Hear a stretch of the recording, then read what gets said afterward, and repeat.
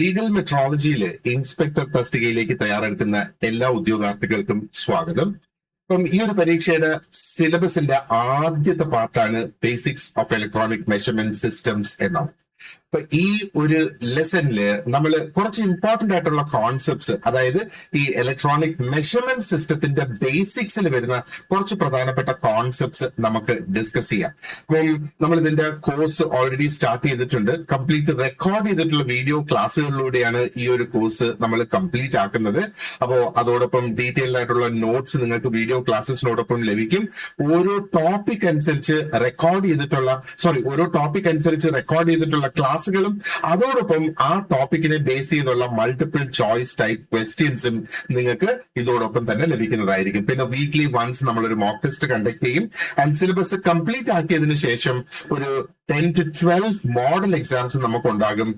That would be conducted along with the revision. അപ്പൊ ഈ part എയില് നമ്മൾ നോക്കുവാണെന്നുണ്ടെങ്കിൽ പാർട്ട് 1A കാര്യമാണ് നമ്മൾ ഇവിടെ പറയുന്നത്, basics of electronic measurement system. അതില് സെക്ഷൻ എയില് സെക്ഷൻ എയും സെക്ഷൻ ബിയും അങ്ങനെ 2-3 സെക്ഷൻസ് അവിടെയുണ്ട്.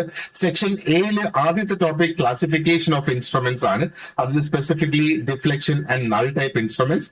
രണ്ടാമത് വരുന്നത് static and dynamic characteristics of measuring instruments. അപ്പൊ ഈ ഒരു ലെസണില് നമ്മൾ ഈ ക്യാരക്ടറിസ്റ്റിക്സിന്റെ കുറച്ച് ഏരിയാസ് ആണ് നമ്മൾ ഇതിനകത്ത് ഡിസ്കസ് ചെയ്ത് പോകുന്നത്.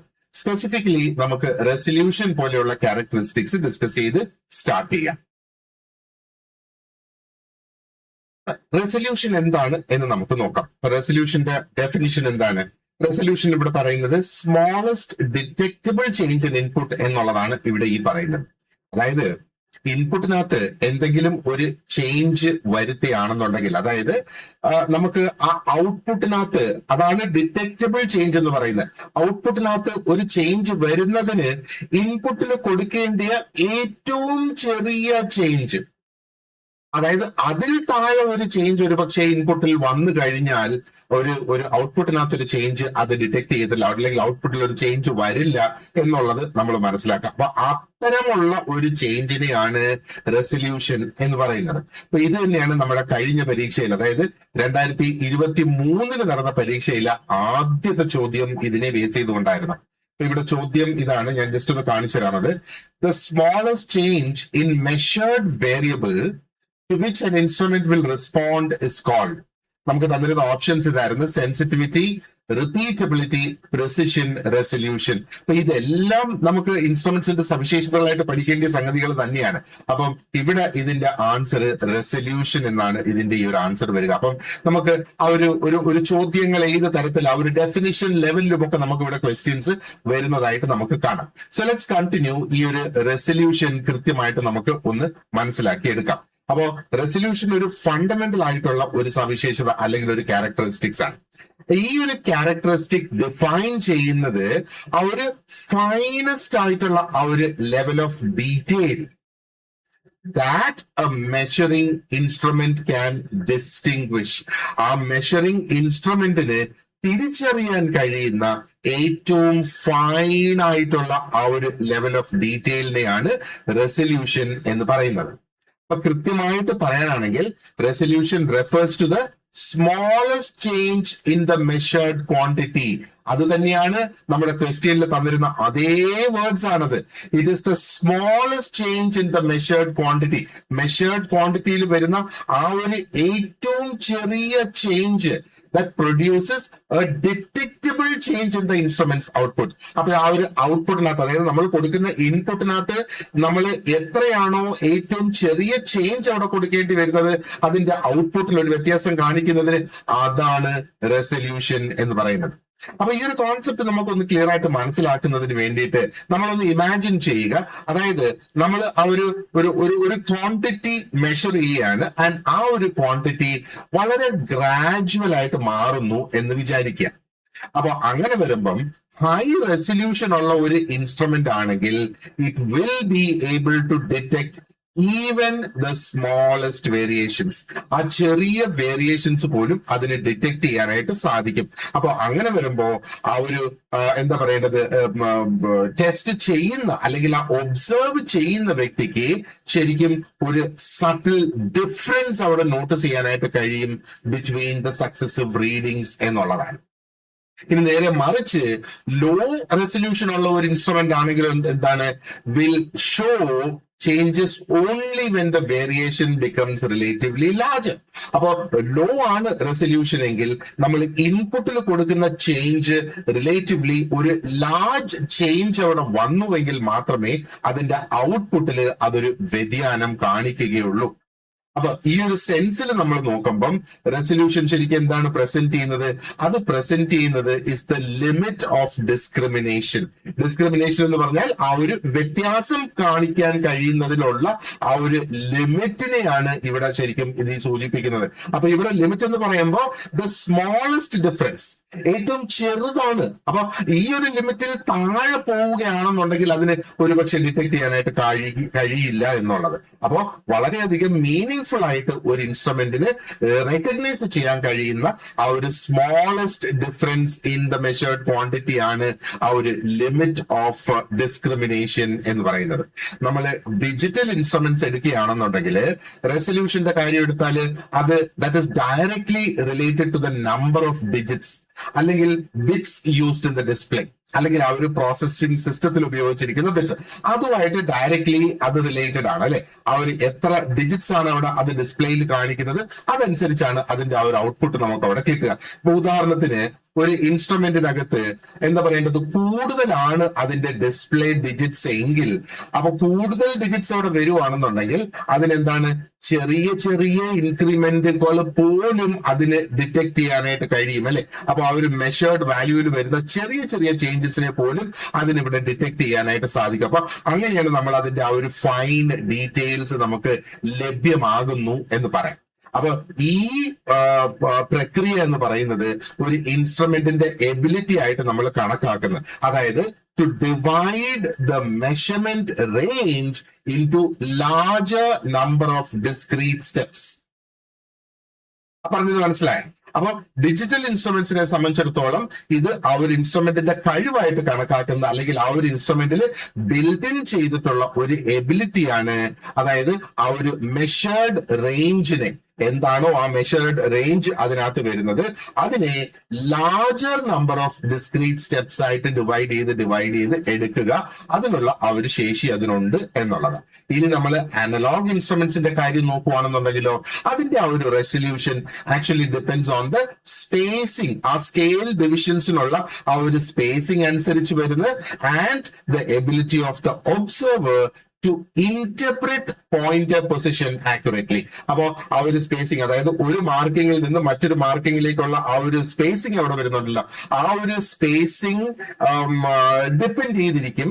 അതേപോലെ ആ സ്പേസിംഗ് മാത്രമല്ല, ആ ഒരു റീഡിംഗ് എടുക്കുന്ന അല്ലെങ്കിൽ ആ ഒബ്സർവ് ചെയ്യുന്ന വ്യക്തിക്ക് ആ ഒരു പോയിന്റർ പൊസിഷൻ എവിടെയാണെങ്കിലും അത് ആക്യുറേറ്റ് ആയിട്ട് റീഡ് ചെയ്യാനുള്ള ആ ഒരു വ്യക്തിയുടെ കഴിവും കൂടെ അനുസരിച്ച്, അതായത് that person should be trained എന്നുള്ളതാണ് അതിന് വേണ്ടിയിട്ട് പറയുന്നത്. അപ്പൊ ഫൈനർ ആയിട്ടുള്ള സ്കെയിൽ മാർക്കിങ്സ് ആക്ച്വലി, ആൻഡ് അതേപോലെ ക്ലിയർ ആയിട്ടുള്ള പോയിന്റർ മൂവ്മെന്റും കൂടെ അവിടെ ഉണ്ടാകുമ്പോഴത്തേക്ക് that will enhance the observer's ability to distinguish small changes. അപ്പൊ കൃത്യമായിട്ടുള്ള ആ ഒരു സ്കെയിൽ മാർക്കിങ്സ് അവിടെ ഉണ്ടാകണം, അതോടൊപ്പം ക്ലിയർ ആയിട്ടുള്ള ആ ഒരു പോയിന്റർ മൂവ്മെന്റും അവിടെ ഉണ്ടാകണം. ഇത് രണ്ടും ആ ഒരു ഇൻസ്ട്രുമെന്റിന്റെ എബിലിറ്റീസ് ആയിട്ട് അതിനകത്ത് ബിൽഡായി വരുവാണെന്നുണ്ടെങ്കിൽ ആ ഒരു ഒബ്സർവറിന്റെ എബിലിറ്റി, അതായത് ആ ചെറിയ ചേഞ്ചസ് മനസ്സിലാക്കാനുള്ള ആ ഒരു എബിലിറ്റി അവിടെ കൂടുതൽ വ്യക്തമായിട്ട് വരും എന്നുള്ളതാണ്. ഒരു പ്രാക്ടിക്കൽ ആയിട്ടുള്ള ഒരു പെർസ്പെക്റ്റീവിൽ നമ്മൾ നോക്കുകയാണെന്നുണ്ടെങ്കിൽ ഒരു ഹയർ റെസൊല്യൂഷൻ എപ്പോഴും അതിന്റെ ക്വാളിറ്റി ആൻഡ് ആ ഒരു മെഷർമെന്റിന്റെ യൂസ്ഫുൾനെസ്സിനെ എൻഹാൻസ് ചെയ്യും, അത് കൂട്ടിക്കൊണ്ടുവരും. കാരണം എന്താണ്, അത് ഫൈൻ ആയിട്ടുള്ള വേരിയേഷൻസ് അവിടെ അത് മെഷർ ചെയ്യാനായിട്ട് അതിന് സാധിക്കുന്നു എന്നുള്ളതാണ്. ഇത് വളരെ പ്രധാനപ്പെട്ടതാകും. പ്രത്യേകിച്ചും പ്രിസിഷൻ എഞ്ചിനീയറിംഗ് ഇത് വളരെ ഇമ്പോർട്ടന്റ് ആണ്. സയന്റിഫിക് എക്സ്പെരിമെന്റ്സിൽ ഡേറ്റ അനാലിസിസ് ഒക്കെ നടത്തുമ്പോഴത്തേക്ക് ഇത് വളരെ ഇമ്പോർട്ടന്റ് ആയിട്ട് വരും. കാരണം ഇവിടെ ചെറിയ ഡിഫറൻസസിന് പോലും വളരെ സിഗ്നിഫിക്കന്റ് ആയിട്ടുള്ള ഒരു മീനിങ് അവിടെ ഉണ്ടാകും. ഇനി ഇതിന്റെ ഒരു ഡീപ്പർ ലെവൽ അണ്ടർസ്റ്റാൻഡിങ് നമ്മൾ എടുക്കുകയാണെന്നുണ്ടെങ്കിലോ, റെസൊല്യൂഷൻ എപ്പോഴും it will complement other characteristics like sensitivity, accuracy. Accuracy ഒക്കെ നമ്മൾ കഴിഞ്ഞ ക്ലാസ്സിൽ നമ്മൾ ഡിസ്കസ് ചെയ്തിട്ടുണ്ടായിരുന്നു അല്ലെ. അപ്പോ ഈ resolution goes hand in hand with sensitivity and accuracy. അതെങ്ങനെയാണ് സംഭവിക്കുന്നതെന്നും നമ്മൾ കഴിഞ്ഞ ക്ലാസ്സിൽ അത് ഡിസ്കസ് ചെയ്തിട്ടുണ്ട്. അപ്പോ ഒരു സൈഡിൽ നമുക്ക് കാണാം സെൻസിറ്റിവിറ്റി ആണ് ശരിക്കും ഡിറ്റർമിൻ ചെയ്യുന്നത് how strongly the instrument response to change അല്ലെ. അത് റെസൊല്യൂഷൻ അല്ല, എത്ര സ്ട്രോങ് ആയിട്ട് അല്ലെങ്കിൽ എത്ര നന്നായിട്ട് ഒരു ഇൻസ്ട്രുമെന്റിന് ഒരു ചേഞ്ചിന് റെസ്പോണ്ട് ചെയ്യാൻ, അല്ലെങ്കിൽ ആ ഒരു ചേഞ്ച് സംഭവിച്ചിരിക്കുന്നു, അതിന്റെ ആ ഒരു ഇൻപുട്ടിൽ ഒരു ചേഞ്ച് സംഭവിച്ചിരിക്കുന്നു എന്നതിന് മനസ്സിലാക്കാനുള്ള കഴിവ് കൂടുതലാണെങ്കിൽ അത് വളരെ സെൻസിറ്റീവ് ആയിട്ടുള്ള ഒരു ഇൻസ്ട്രുമെന്റ് ആണെന്നാണ് നമ്മൾ പറയുക അല്ലെ. എന്നാ റെസൊല്യൂഷൻ ഡിഫൈൻ ചെയ്യുന്ന അല്ലെ ഡിറ്റർമിൻ ചെയ്യുന്ന എന്താണ്, how finely that change can be observed and interpreted. അപ്പൊ ആ ഒരു മെഷീനിന് ആ ഒരു ചേഞ്ച് എന്തുമാത്രം കൃത്യമായിട്ട് അതിന് ഒബ്സർവ് ചെയ്യാനായിട്ട് കഴിയുന്നു എന്നുള്ളതാണ് ശരിക്കും റെസൊല്യൂഷൻ എന്ന് നമ്മൾ മനസ്സിലാക്കുക.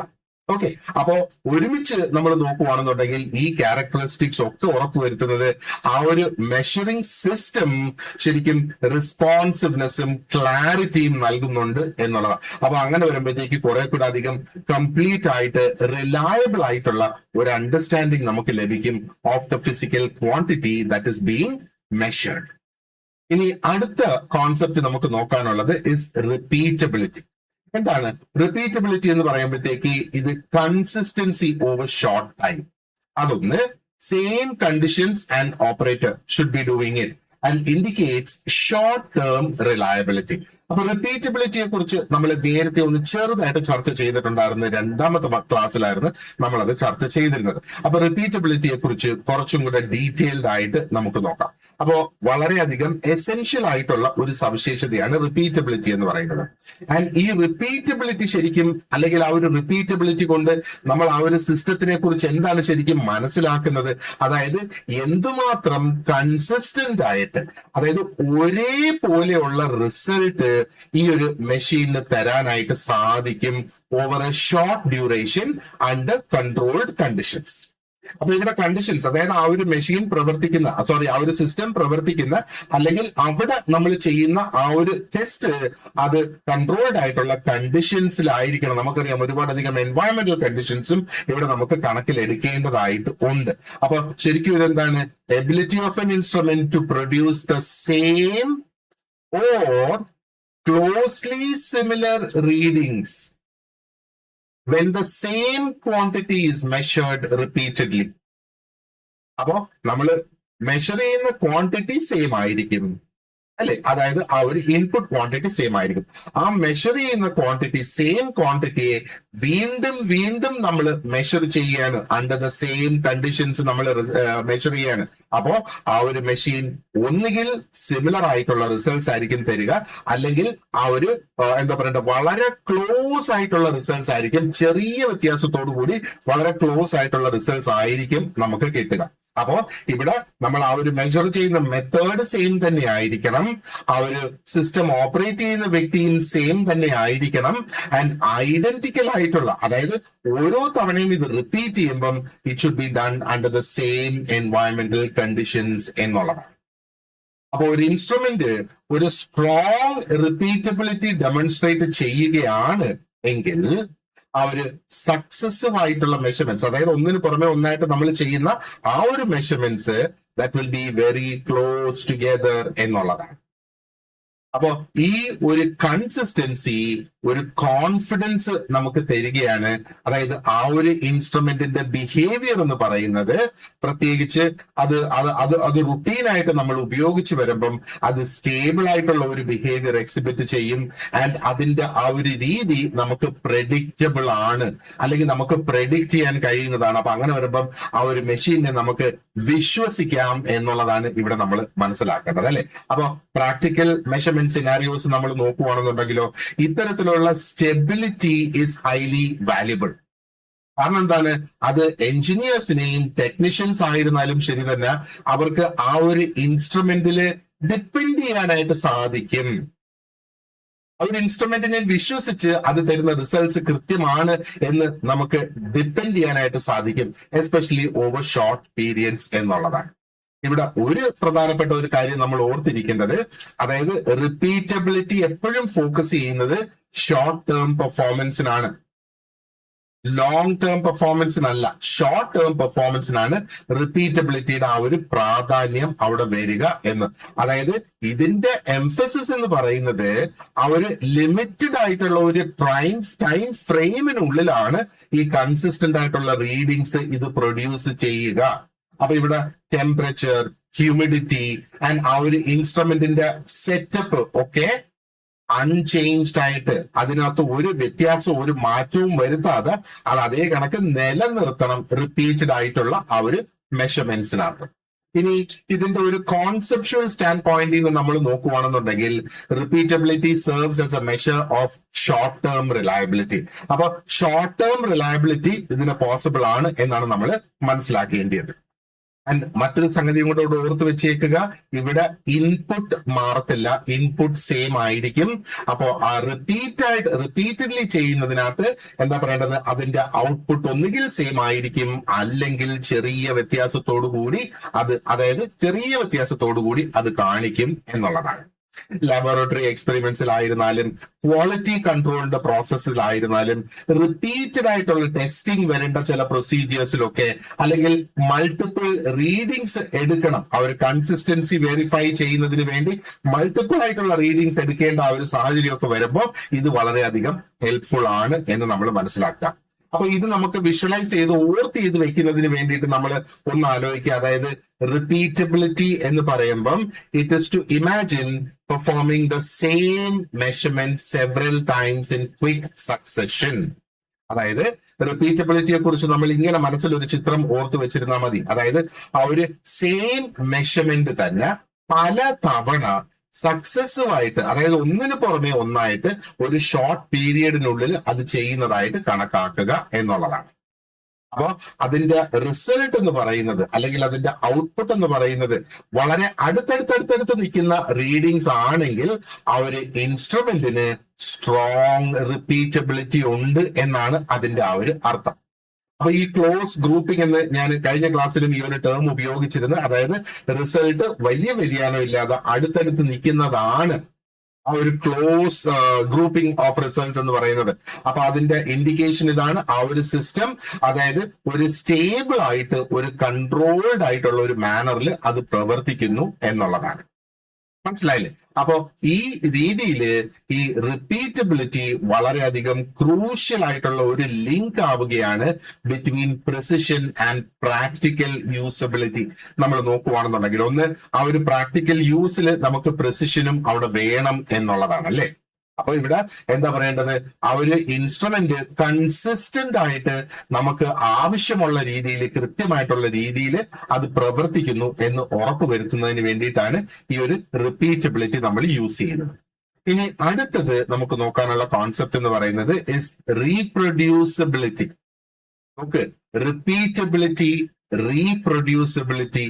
ഈ റീപ്രൊഡ്യൂസ് എന്ന് പറഞ്ഞാൽ ആ ആദ്യം ചെയ്തത് വീണ്ടും ചെയ്യുക എന്നുള്ളതല്ലേ, അത് തന്നെയല്ലേ റിപ്പീറ്റ് എന്നും പറയുമ്പോഴത്തേക്ക്. അപ്പൊ നമുക്ക് നോക്കാം ഇതിനകത്ത് എന്തെങ്കിലും വ്യത്യാസമുണ്ടോ ഈ രണ്ട് കോൺസെപ്റ്റ്സും തങ്ങളിൽ എന്ന് നമുക്ക് നോക്കാം. അപ്പൊ എന്താണ് reproducibility? Consistency under changed conditions. Repeatability എന്താണ്? Consistency under unchanged conditions.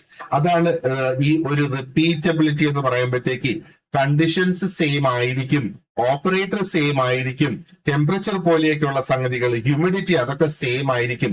റീപ്രൊഡ്യൂസിബിലിറ്റി എന്ന് പറയുമ്പോഴത്തേക്ക് ഈ കണ്ടീഷൻസ് മാറാം. അതാണ് ഇവിടുത്തെ പ്രധാന ഡിഫറൻസ് എന്ന് പറയുന്നത്, അല്ലെ? അപ്പോ ഇറ്റ്സ് എ ഡിഫറെന്റ് ടൈം, ഒരു ഡിഫറെന്റ് എൻവയൺമെന്റ്, ഇനി അതും അല്ലെങ്കിൽ മറ്റൊരു ഓപ്പറേറ്റർ ആയിരിക്കും ചെയ്യുക.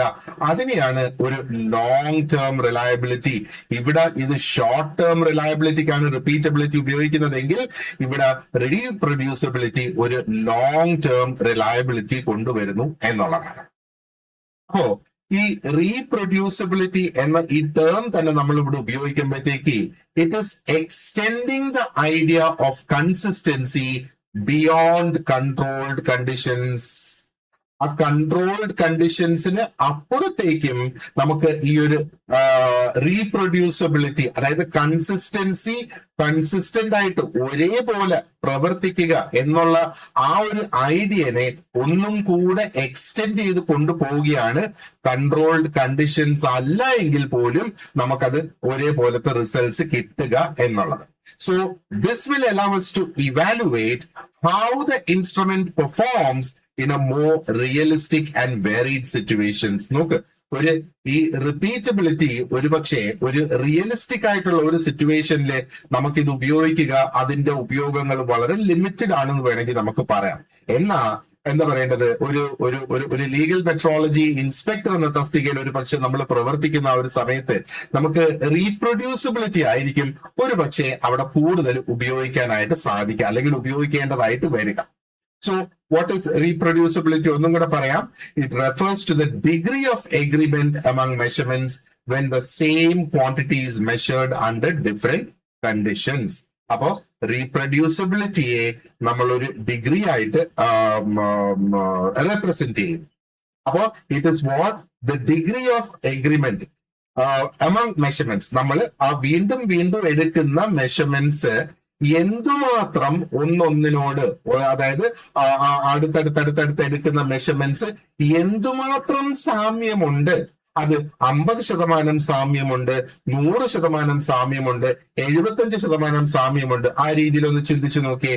അപ്പോ ആ ഒരു സെയിം ക്വാണ്ടിറ്റി തന്നെ നമ്മൾ പല കണ്ടീഷൻസില് അത് വീണ്ടും വീണ്ടും മെഷർ ചെയ്യുമ്പം എന്തുമാത്രം എന്താ പറയേണ്ടത് ഡിഗ്രി ഓഫ് എഗ്രിമെന്റ് അത് അവിടെ കാണിക്കുന്നു എന്നുള്ളതാണ്. ഇത് വ്യത്യസ്തമായ സമയങ്ങളിൽ ചെയ്യുന്നതാകാം, ഒരു പക്ഷേ ഡിഫറെന്റ് ഓപ്പറേറ്റേഴ്സ് ചെയ്യുന്നതാകാം, ഇനി അതും അല്ലെങ്കിൽ ഡിഫറെന്റ് എൻവയറമെന്റൽ സെറ്റിംഗ്സിൽ ഇത് ചെയ്യുന്നതും ആകാം. ഇനി നമ്മൾ പ്രാക്ടിക്കൽ ആയിട്ടുള്ള എഞ്ചിനീയറിംഗ് അല്ലെങ്കിൽ സയന്റിഫിക് വർക്ക് എടുത്ത് നമ്മൾ നോക്കുക. അപ്പം മെഷർമെന്റ്സ് റെയർലി ഒക്കെ അണ്ടർ പെർഫെക്റ്റ്ലി ഐഡന്റിക്കൽ കണ്ടീഷൻസ് അല്ലെ. അപ്പൊ നമ്മൾ പ്രാക്ടിക്കലി നമ്മളിത് ഉപയോഗിക്കുമ്പോഴത്തേക്ക് ആ പെർഫെക്റ്റ്ലി ഐഡിയൽ കണ്ടീഷൻസ് ആയിരിക്കില്ല വീണ്ടും വീണ്ടും ഒരു പക്ഷേ നമ്മൾ മെഷർ ചെയ്യുന്നത്. കാരണം ഇൻസ്ട്രുമെന്റ്സ് നമ്മൾ ഉപയോഗിക്കുന്നത് ഇറ്റ് വുഡ് ബി ഹാൻഡിൽഡ്, പല ഷിഫ്റ്റിലുള്ള വ്യക്തികൾ അത് ഹാൻഡിൽ ചെയ്യും, വ്യത്യസ്തമായ ആൾക്കാർ അത് ഹാൻഡിൽ ചെയ്യും. ആൻഡ് എന്താ പറയേണ്ടത്, അത് ഉപയോഗിക്കുന്ന ആ ഒരു എൻവയൺമെന്റ് എന്ന് പറയുന്ന ഒരു പക്ഷെ ആദ്യം ഉപയോഗിച്ച ആ ഒരു ടെമ്പറേച്ചറിലായിരിക്കില്ല അത് അടുത്ത സമയത്ത് അത് ഉപയോഗിക്കുന്നത്. ഹ്യൂമിഡിറ്റി ലെവൽസിനകത്ത് അവിടെ ഡിഫറൻസ് വരാം. ഇനി അതും അല്ലെങ്കിൽ ഒരുപാടധികം എക്സ്റ്റേണൽ ഫാക്ടേഴ്സിന് ഇവിടെ ചേഞ്ചസ് വരാം എന്നുള്ളതാണ്. അപ്പോ reproducibility captures how well an instrument maintains consistency across these variations. അപ്പൊ ഈ ഒരു എൻവയറമെന്റൽ കണ്ടീഷൻസിൽ വരുന്ന വേരിയേഷൻസ്, ആ ഒരു വ്യതിയാനങ്ങളൊക്കെ കണക്കിൽ എടുത്തുകൊണ്ട് എങ്ങനെ അതിന് കൺസിസ്റ്റൻസി മെയിൻറ്റെയിൻ ചെയ്യാൻ സാധിക്കുന്നു എന്നുള്ളതാണ് ആ ഒരു റീപ്രൊഡ്യൂസിബിലിറ്റി എന്ന് പറയുന്നത്. ഒരു ഇൻസ്ട്രുമെന്റിന് ഒരു സ്ട്രോങ് റീപ്രൊഡ്യൂസിബിലിറ്റി ഉണ്ട് എന്ന് നമ്മൾ പറയുവാണെന്നുണ്ടെങ്കിൽ അതിന്റെ റിസൾട്ട് എങ്ങനെയായിരിക്കണം? The result should be closely aligned അല്ലെ. ആ പല കണ്ടീഷൻസിൽ നമ്മൾ എടുക്കുന്ന ആ റിസൾട്ട്സ് അടുത്തടുത്ത് നിൽക്കണം എന്നുള്ളതാണ്. അപ്പോഴാണ് ആ ഒരു സ്ട്രോങ് റീപ്രൊഡ്യൂസിബിലിറ്റി ആ ഒരു ഇൻസ്ട്രുമെന്റിന് ഉണ്ട് എന്ന് നമുക്ക് പറയാം. അപ്പോ എന്താ പറയേണ്ടത്, ഈ ഒരു സവിശേഷത, ഈ സ്ട്രോങ് ആയിട്ടുള്ള റീപ്രൊഡ്യൂസിബിലിറ്റി ഉള്ള ഇൻസ്ട്രുമെന്റ്സ് ആണെങ്കിൽ അത് ലോങ് ടേം റിലയബിലിറ്റിയും സ്റ്റെബിലിറ്റിയും അതിന് കൂടുതലാണ് എന്നുള്ളതാണ് മറ്റൊരു സംഗതി നമ്മൾ മനസ്സിലാക്കേണ്ടത്. അപ്പോ ലോങ് ടേം റിലയബിലിറ്റിയും സ്റ്റെബിലിറ്റിയും ഉണ്ടെന്ന് പറഞ്ഞാൽ അതിന്റെ പിന്നിൽ അർത്ഥം എന്താണ്? ആ ഒരു performance actually remains dependable over time. ആ ഒരു മെഷീന്റെ പെർഫോമൻസ് ഓവർ ടൈം നമുക്ക് അത് എത്ര കുറെ നാള് വരെ നമുക്ക് അതിനെ ഡിപ്പെൻഡ് ചെയ്യാം. പല സിനാരിയോസിൽ നമ്മൾ അത് ഉപയോഗിച്ചാലും അതിനെ നമുക്ക് ഡിപ്പെൻഡ് ചെയ്യാം എന്നുള്ളതാണ് അല്ലേ. അപ്പോ റിപ്പീറ്റബിലിറ്റി അല്ല, റീപ്രൊഡ്യൂസിബിലിറ്റി. അപ്പൊ നമ്മൾ റീപ്രൊഡ്യൂസിബിലിറ്റിയെ നമ്മൾ ഈ ഒരു രീതിയിൽ വീക്ഷിച്ചാൽ മതി. നമുക്ക് റിപ്പീറ്റബിലിറ്റി ഉണ്ടല്ലോ, അപ്പൊ റിപ്പീറ്റബിലിറ്റിയുടെ കുറെ കൂടെ ഒരു ബ്രോഡർ ആയിട്ടുള്ള ഒരു എക്സ്റ്റൻഷൻ ആണ് റീപ്രൊഡ്യൂസിബിലിറ്റി എന്ന് പറയുന്നത്. നമുക്കിപ്പോ ഓൾറെഡി നമ്മൾ കഴിഞ്ഞ സ്ലൈഡിൽ ഡിസ്കസ് ചെയ്തതാണ്. റിപ്പീറ്റബിലിറ്റി എന്ന് പറയുമ്പോഴത്തേക്ക് അവിടെ ഫോക്കസ് ചെയ്യുന്നത് കൺസിസ്റ്റൻസി അണ്ടർ ഐഡന്റിക്കൽ കണ്ടീഷൻസ്. ഈ ഒരു വ്യത്യാസം ഓർത്ത് വെച്ചോളുക. ഐഡന്റിക്കൽ കണ്ടീഷൻസ് ആണ്, over A short period of time ആണ്, അവിടെ എല്ലാം സെയിം ആയിരിക്കണം. അതാണ് റിപ്പീറ്റബിലിറ്റി. റീപ്രൊഡ്യൂസിബിലിറ്റി എന്ന് പറയുമ്പോഴത്തേക്ക് എന്താണ്, ആ ഒരു consistency across changing conditions for longer periods. അപ്പൊ ഇവിടെ ചേഞ്ച് ആകാതിരിക്കുന്നത് എന്താണ്, ആ ഒരു മെഷേർഡ് ക്വാണ്ടിറ്റി മാത്രമേ ഉള്ളൂ ഇവിടെ ചേഞ്ച് ആകാതിരിക്കുന്നത്. അതാണ് റീപ്രൊഡ്യൂസിബിലിറ്റി എന്ന് പറയുന്നത്. അപ്പോ റിപ്പീറ്റബിലിറ്റി, റീപ്രൊഡ്യൂസിബിലിറ്റി ഒന്നിച്ച് നമ്മൾ നോക്കുകയാണെന്നുണ്ടെങ്കിൽ it gives us a complete understanding of how reliable an instrument could be. ആ ഒരു ഇൻസ്ട്രുമെന്റിന്റെ റിലയബിലിറ്റി തന്നെയാണ് ഈ രണ്ട് സവിശേഷതകളും കാണിക്കുന്നത്. ആ ഒരു പ്രാക്ടിക്കൽ സ്റ്റാൻഡ് പോയിന്റിൽ നമ്മൾ നോക്കുകയാണെന്നുണ്ടെങ്കിൽ റീപ്രൊഡ്യൂസിബിലിറ്റി എന്തുകൊണ്ടാണ് ഇവിടെ പ്രധാനപ്പെട്ടതായിട്ട് വരുന്നത്. വീണ്ടും ക്വാളിറ്റി കൺട്രോളിൽ നമ്മൾ നോക്കുകയാണെന്നുണ്ടെങ്കിൽ, ആ ഒരു ഇൻഡസ്ട്രിയൽ മെഷർമെന്റ്സിൽ നമ്മൾ നോക്കുകയാണെന്നുണ്ടെങ്കിൽ, കൊളാബറേറ്റീവ് ആയിട്ടുള്ള റിസർച്ച് നടത്തുന്ന ആ ഒരു സമയത്ത് നോക്ക്, കൊളാബറേറ്റീവ് ആയിട്ടുള്ള റിസർച്ച് എന്ന് പറയുമ്പോൾ പല ആൾക്കാർ കൂടി ചേർന്ന് നടത്തുന്ന ഒരു റിസർച്ച് ആണ് അല്ലേ, കൊളാബറേറ്റീവ് ആയിട്ട് നടത്തുന്ന റിസർച്ച്. അപ്പൊ ഈ സെയിം എക്സ്പെരിമെന്റ്സ് അല്ലെങ്കിൽ ഈ സെയിം ആയിട്ടുള്ള മെഷർമെന്റ്സ് തന്നെ ചിലപ്പം പല വ്യക്തികൾക്ക് പല സമയത്ത് പല കണ്ടീഷൻസിൽ ചെയ്യേണ്ടതായിട്ട് വരും. അപ്പോ നമുക്ക് അവിടെ കൺസിസ്റ്റൻസി കിട്ടണം എന്നുള്ളതാണ്. റീപ്രൊഡ്യൂസിബിലിറ്റി ഒരു ഹൈ ഡിഗ്രി ആണ് എങ്കിൽ നമുക്ക് ഉറപ്പിക്കാം അതിന്റെ measurements will be consistent and comparable എന്നുള്ള സംഗതി നമുക്കത് ഉറപ്പിക്കാം. അപ്പൊ ഇവിടെ എപ്പോ നടത്തി, എവിടെ നടത്തി, ആര് നടത്തി, എങ്ങനെ നടത്തി, ഇതൊന്നും നമ്മൾ ഇവിടെ കണക്കിലെടുക്കേണ്ടതായിട്ട് ഇല്ല. അപ്പൊ ഈ ഒരു രീതിയിൽ നമ്മൾ നോക്കുകയാണെന്നുണ്ടെങ്കിൽ reproducibility actually serves as a key indicator of the robustness of a measuring instrument. ആ ഒരു മെഷറിംഗ് ഇൻസ്ട്രുമെന്റ് എന്തുമാത്രം സ്ട്രോങ് ആയിട്ടുള്ളത്, എന്തുമാത്രം റിലയബിൾ ആയിട്ടുള്ള ഒന്നാണ് എന്ന് ആ ഒരു റീപ്രൊഡ്യൂസിബിലിറ്റി ചെക്ക് ചെയ്യുമ്പോൾ നമുക്കത് മനസ്സിലാക്കാനായിട്ട് സാധിക്കും എന്നുള്ളതാണ്. അപ്പൊ ആ ഒരു മെഷീന് എന്താ പറയേണ്ടത്, റിലയബിൾ ആയിട്ടുള്ള, മീനിങ്ഫുൾ ആയിട്ടുള്ള, അർത്ഥവത്തായിട്ടുള്ള റിസൾട്ട്സ് അതിന് പ്രൊഡ്യൂസ് ചെയ്യാനായിട്ട് കഴിയും across different conditions across the world എന്ന് വേണമെങ്കിൽ നമുക്ക് പറയാം. ഇനി അടുത്ത ഒരു കോൺസെപ്റ്റ് നമുക്ക് ഡിസ്കസ് ചെയ്യാനുള്ളത് ലീനിയാരിറ്റി. ലീനിയാരിറ്റി അപ്പൊ ഇതെന്താ പറയുന്നത്, output proportional to input. Okay, അപ്പൊ output is always proportional to input എന്ന് ഇവിടെ പറയുന്നത്. Straight line input output relationship, അതാണ് ലീനിയർ എന്ന് പറയുന്നത്.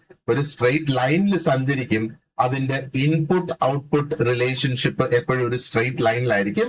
And it simplifies calibration and interpretation. അപ്പൊ ഇത് ലീനിയർ ആണെങ്കിൽ ഇപ്പോ എന്താ പറയേണ്ടത്, ഡയറക്ട്ലി പ്രൊപ്പോർഷണൽ എന്നൊക്കെ പറയുമ്പോഴത്തേക്ക് അവിടെ നമുക്ക് കാൽക്കുലേഷൻസ് കുറച്ച് ഈസി ആയിട്ട് വരും എന്നുള്ളതും കൂടെ നമുക്ക് ഇതിനകത്തുനിന്ന് മനസ്സിലാക്കാം. So let us see. ഇത് വീണ്ടും ഫണ്ടമെന്റൽ ആയിട്ടുള്ള ഒരു ക്യാരക്ടറിസ്റ്റിക്സ് തന്നെയാണ്. ആൻഡ് ഈ ക്യാരക്ടറിസ്റ്റിക് ഡിഫൈൻ ചെയ്യുന്നത് എന്താണ്, how faithfully A measuring instrument represents the relation between input and output. ഈ ഇൻപുട്ടും ഔട്ട്പുട്ടും തങ്ങളിലുള്ള ആ ഒരു ബന്ധം എന്തുമാത്രം കൃത്യമായിട്ട് അതിന് കാണിക്കാനായിട്ട് സാധിക്കും, റെപ്രസെന്റ് ചെയ്യാനായിട്ട് സാധിക്കും എന്നുള്ളതാണ്.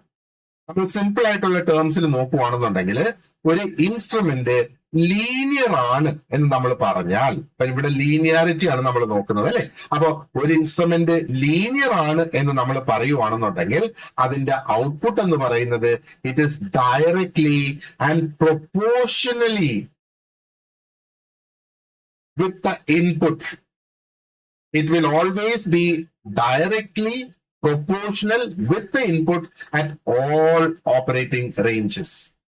ഏത് റേഞ്ച് നമ്മൾ ഓപ്പറേറ്റിംഗിന് വേണ്ടിയിട്ട് എടുത്തിരുന്നാലും അതിന്റെ ആ ഒരു എൻറ്റയർ റേഞ്ച് ഉണ്ടല്ലോ, ഓപ്പറേറ്റിംഗ് റേഞ്ച് ഉണ്ടല്ലോ, അതിന്റെ ആ ഒരു സ്കെയിൽ എന്ന് നമ്മൾ പറയുന്നത്, അതിന്റെ എൻറ്റയർ റേഞ്ചില് ഇറ്റ് വിൽ ബി ഔട്ട്പുട്ട്, ആ ഒരു ഇൻപുട്ട് ഔട്ട്പുട്ട് റിലേഷൻ എന്ന് പറയുന്നത് will always be directly proportional എന്നുള്ളത്. അപ്പൊ ഇതൊന്ന് ക്ലിയർ ആയിട്ട് നമുക്കൊന്ന് മനസ്സിലാക്കുന്നതിന് വേണ്ടിയിട്ട് നമ്മളൊന്ന് ഇമാജിൻ ചെയ്യുക, എന്താ പറയേണ്ടത്, ഒരു ഇൻസ്ട്രുമെന്റിന്റെ ഇൻപുട്ട് നമ്മൾ ഈക്വൽ ആയിട്ടുള്ള സ്റ്റെപ്സിൽ അത് ഇൻക്രീസ് ചെയ്യുന്നതായിട്ട് നമ്മളൊന്ന് ഇമാജിൻ ചെയ്യുക.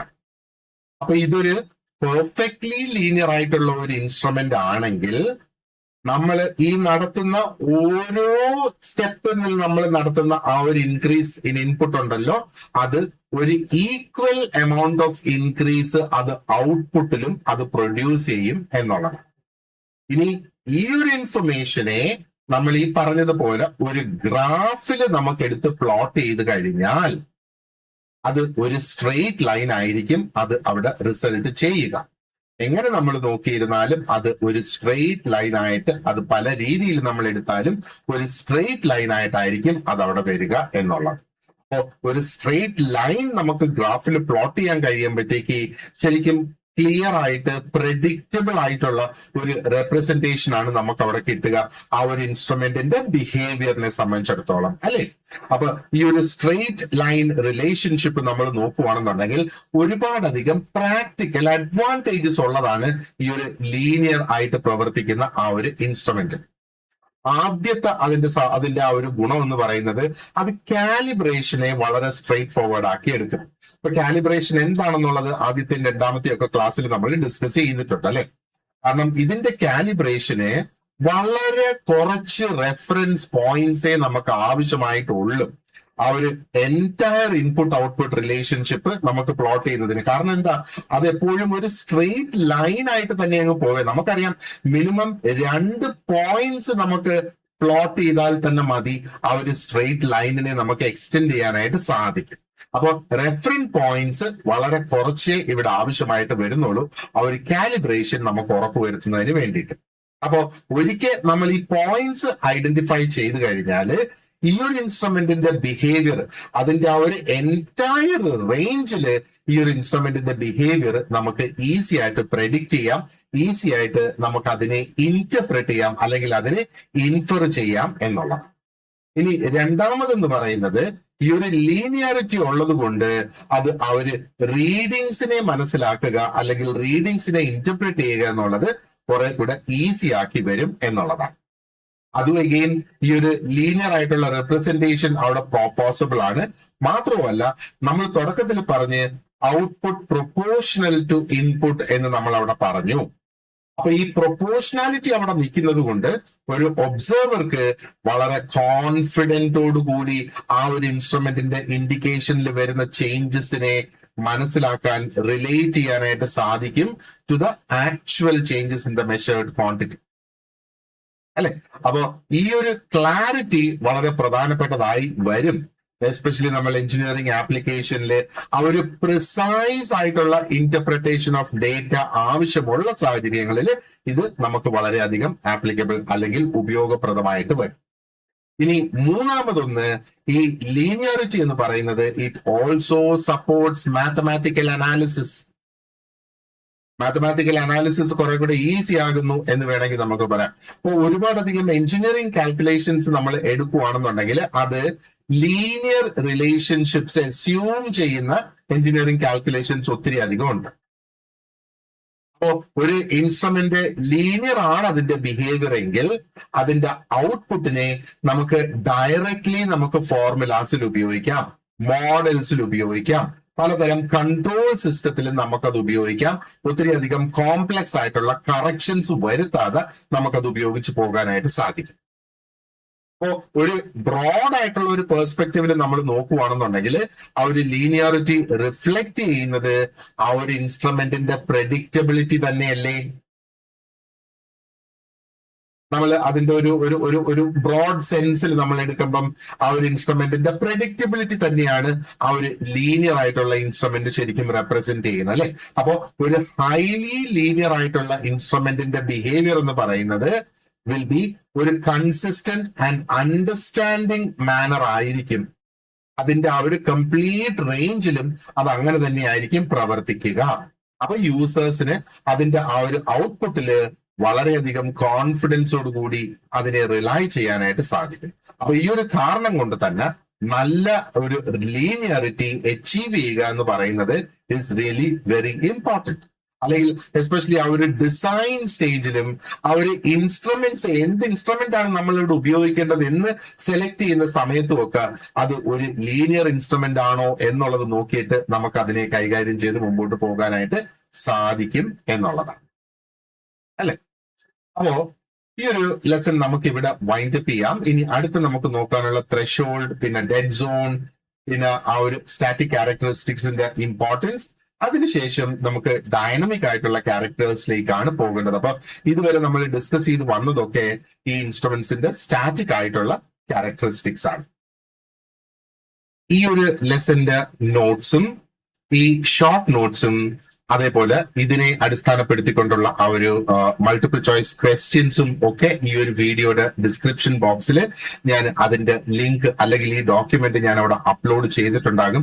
നിങ്ങൾക്ക് അത് ഡൗൺലോഡ് ചെയ്തെടുത്ത് അതും കൂടെ നോക്കാവുന്നതാണ്. അപ്പോ ഏകദേശം അല്ലെങ്കിൽ ഇതേപോലെയാണ് നമ്മുടെ എല്ലാ ക്ലാസ്സസും നമ്മൾ അതിന്റെ റെക്കോർഡഡ് വീഡിയോ സെഷൻസ് പ്രൊവൈഡ് ചെയ്യുന്നത്. ആൻഡ് ആ ഒരു നോട്ട്സ് നിങ്ങൾ ഡൗൺലോഡ് ചെയ്ത് നോക്കുമ്പോൾ നിങ്ങൾക്ക് മനസ്സിലാകും എന്തുമാത്രം ഡീറ്റെയിൽഡ് ആയിട്ട് എക്സാമ്പിൾസോട് കൂടിയും ആ ക്വസ്റ്റ്യൻസും ഒക്കെ നമ്മൾ വളരെയധികം കൃത്യതയോടുകൂടി തന്നെയാണ് ക്രാഫ്റ്റ് ചെയ്ത് ക്രിയേറ്റ് ചെയ്ത് പോവുക എന്നുള്ളത്. അപ്പോ നമ്മുടെ ക്ലാസ്സിൽ ജോയിൻ ചെയ്യാൻ താല്പര്യമുള്ളവരെ ഒന്നുകിൽ നമ്മുടെ സ്റ്റഡി ഗ്രൂപ്പിൽ ജോയിൻ ചെയ്യുക. അതിനുള്ള ലിങ്കും കൂടെ ഈ വീഡിയോയുടെ ഡിസ്ക്രിപ്ഷൻ ബോക്സിൽ ഞാൻ കൊടുക്കുന്നുണ്ട്. അതോടൊപ്പം എന്നെ കോൺടാക്ട് ചെയ്യാനുള്ള നമ്പറും ഈ ഒരു വീഡിയോയുടെ ഡിസ്ക്രിപ്ഷൻ ബോക്സിൽ ഞാൻ കൊടുത്തിട്ടുണ്ട്. ആ നമ്പർ എടുത്ത് നിങ്ങൾക്ക് എന്നെ ഒന്ന് വിളിക്കുകയോ വാട്സാപ്പിൽ ഒരു മെസ്സേജ് അയക്കുകയോ ചെയ്താൽ മതി. ഞാൻ റെസ്പോണ്ട് ചെയ്ത് കോഴ്സിന്റെ ഡീറ്റെയിൽസും തന്ന് you will be able to join the course. So thank you very much for watching this lesson. You have an excellent day ahead and see you in class.